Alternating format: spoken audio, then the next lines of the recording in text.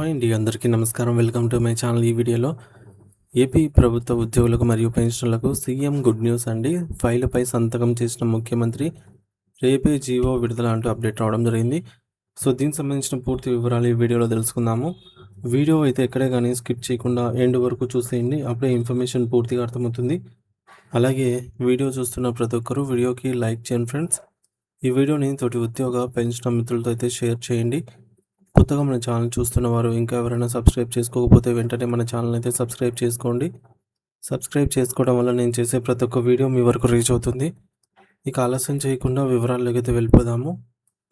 So friends, ఇక విషయానికి వచ్చినట్లయితే ఆంధ్రప్రదేశ్ రాష్ట్రంలోని ఉపాధ్యాయ లోకానికి నిజంగా ఒక చారిత్రాత్మకమైన చిరస్మరణమైన రోజని చెప్పవచ్చు. దాదాపుగా 2 దశాబ్దాల పాటు అంటే 20 ఏళ్ల కాలంగా సుదీర్ఘంగా సాగినటువంటి నిరీక్షణకు వేలాది మంది ఉపాధ్యాయులు అలుపెరగకుండా చేసినటువంటి నిరంతర పోరాటానికి ఎట్టకేలకు ఒక అత్యంత శుభప్రదమైనటువంటి గౌరవప్రదమైన ముగింపు అయితే లభించింది.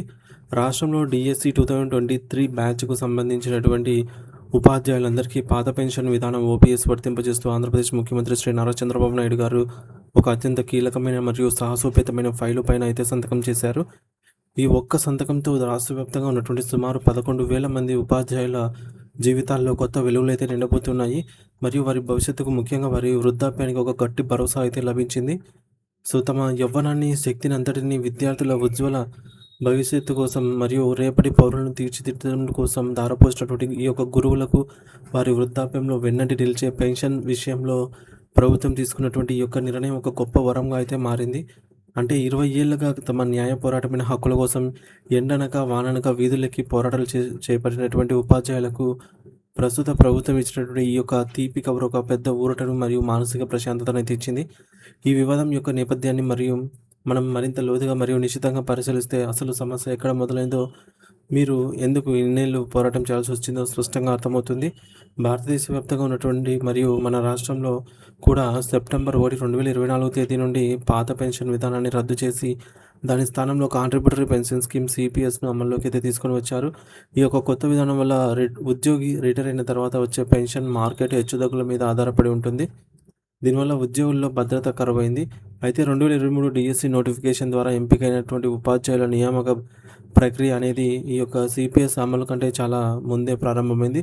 సాధారణంగా చట్ట ప్రకారం మరియు గతంలో కోర్టులు ఇచ్చినటువంటి అనేక తీర్పుల ప్రకారంగా ఒక ఉద్యోగికి ఏ నోటిఫికేషన్ ద్వారా ఉద్యోగం లభించిందో ఆ నోటిఫికేషన్ విడుదలైన సమయంలో ఏ పెన్షన్ నియామకం అమల్లో ఉంటాయో అవే వారికి అయితే వర్తిస్తాయి.